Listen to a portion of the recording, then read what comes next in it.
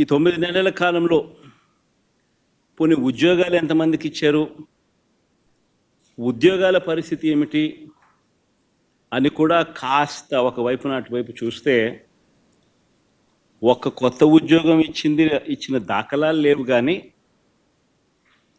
ఊడగొట్టిన ఉద్యోగాలు మాత్రం ఏకంగా 2,60,000 ఉద్యోగాలు, వాలంటీర్ల ఉద్యోగాలు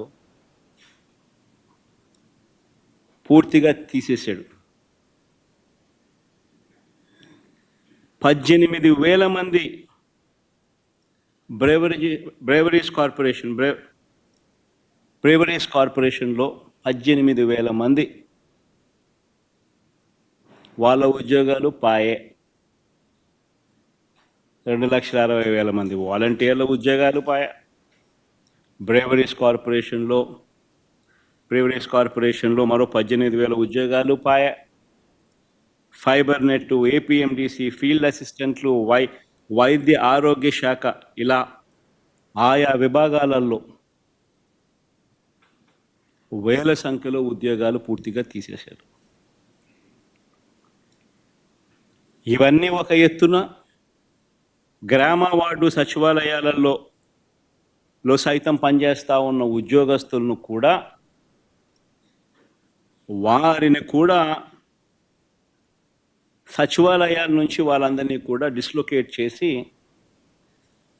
గవర్నమెంట్ రంగంలో మిగతా డిపార్ట్మెంట్లలో ఎక్కడైనా వేకెన్సీస్ ఉంటే అక్కడ వాళ్ళని సరిదేసే కార్యక్రమం మొదలెట్టాడు. సో ఆ ఇచ్చే ఉద్యోగాలు కూడా పూర్తిగా కుదించే కార్యక్రమం. వాలంటీర్లనైతే ఎలా మోసం చేశాడో మనం అంతా చూసాం. ఎన్నికలకు ముందు వాలంటీర్లకు 10,000 జీతం అన్నాడు. 10,000 బాయ, వాలంటీర్ ఉద్యోగం ఉన్నది బాయ. పోనీ ఉద్యోగస్తులనైనా అంత బాగా చూసుకున్నాడంటే వాళ్ళను మోసమే.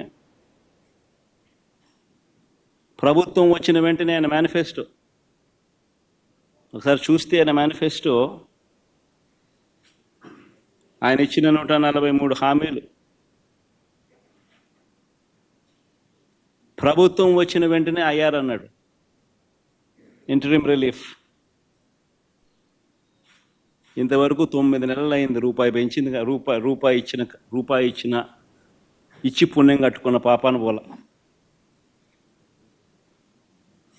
9 నెలలు అయిపోయింది.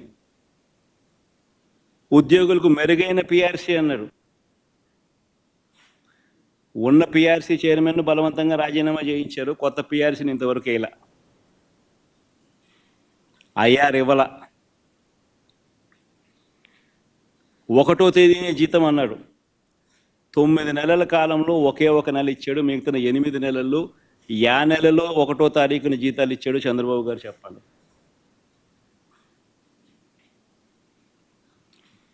3 డిఎల్ పెండింగ్,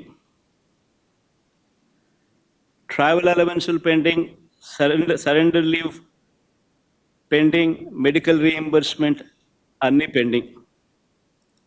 చివరికి ఉద్యోగస్తులకు సంబంధించిన జిఎల్ఐలు, జీపీఎఫ్లు కూడా తాను వాడేసుకుంటా ఉన్నాడు.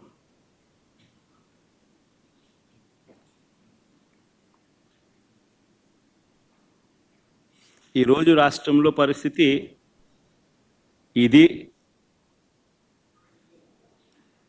విధ్వంసం, ఆర్థిక విధ్వంసం అంటే ఇది.